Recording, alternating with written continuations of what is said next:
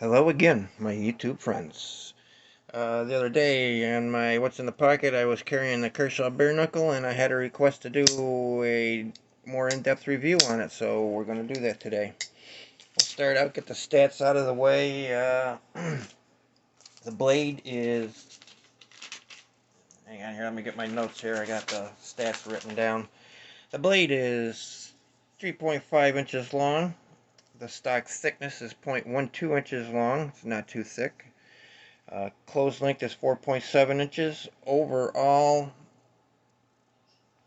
is 8.2 inches. The blade steel is 14C28N. It's got a stonewash finish. The handle is 8061-T6 aluminum. It's been anodized this gray color here.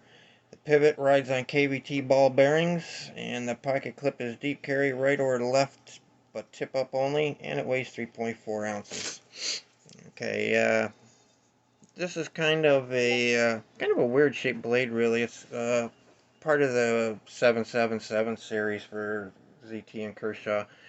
I don't know if you call it a drop point or a sheep foot. I think it's kind of actually a blend between the two of them, really. It's dropping down and all of a sudden it hooks down like a sheep foot would. And then it's weird down here. It's not quite as noticeable now that it's been sharpened a few times. I'm slowly getting rid of it, but it started out was flat here and then had just like a little bit of a belly. Turn it up and then flat again.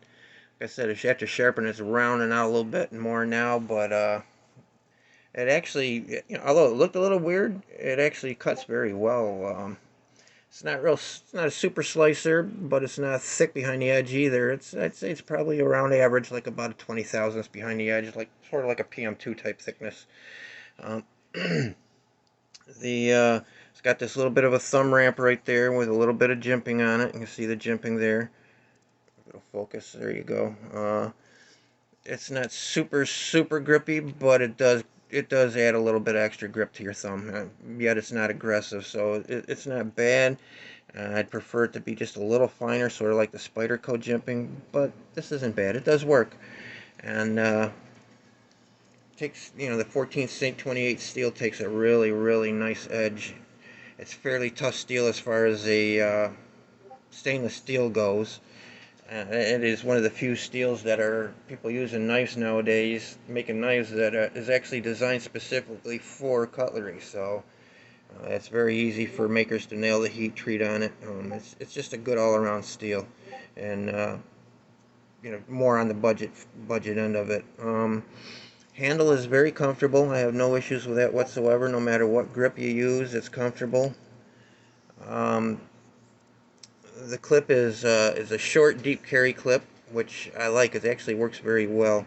It sits recessed into these grooves right here, and it actually slides in and out of the pocket very nice. It's deep carry, yet it holds it secure in the pocket. I have never had an issue with it creeping up out of my pocket or anything. It's a frame lock, but it's a subframe lock. It's not like usually they cut out the groove right there for the lock bar. This is where they just cut out a big circle and then bolted this inside of it, and it works pretty good. I'm sorry. I've had no issues with like pressure on the lock bar, giving it the death grip or anything. Still works just fine. Lockup is secure, no problems there. It's looks like about probably 50%.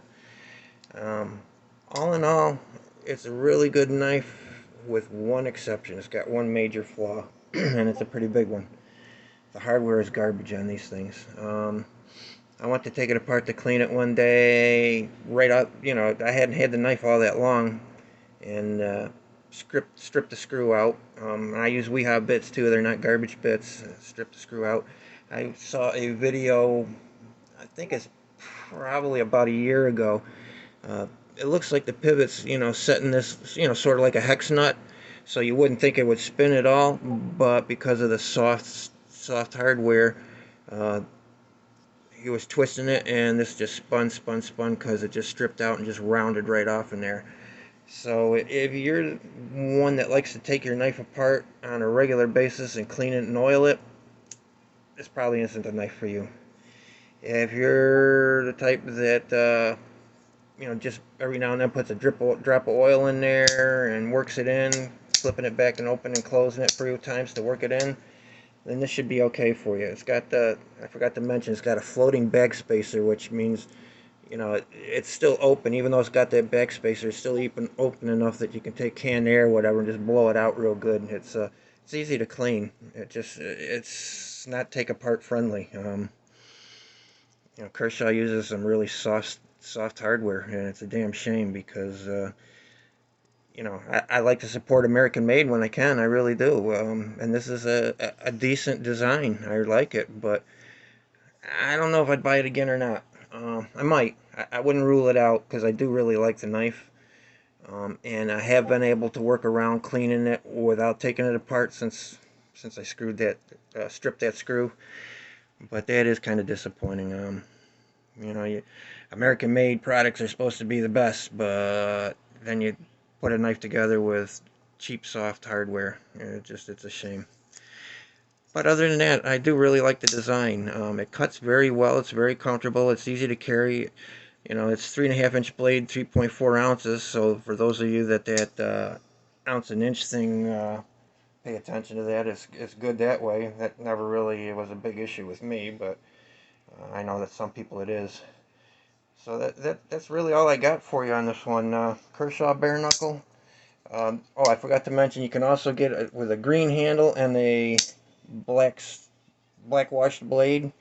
I think they come in a Damascus version now too. They used to be able to get them in 20 CV or M30 through Smoky Mountain Knife Works, USA Made Blade, and Knife Center. They all had their own exclusive versions of them, but those are all gone, and I have no idea if they're going to do another run of them or not. They were only about $20 more than this version, so that was really not a bad deal, really. And this is running right around the $70 mark, a little under, a little over, depends on where you buy it. I've seen them as low as 65. So there you go. That's my review of the Kershaw Bareknuckle. I hope you enjoyed it. And let's not forget about our vets. 22 a day, committing suicide. Need to bring awareness to that problem. Vets, if you're struggling out there, we love you. You have a place here. There are resources. Please get some help. We love you. We don't want to see this problem continue. Everybody, stay safe, stay cool, stay blessed, and until the next time, we'll see you.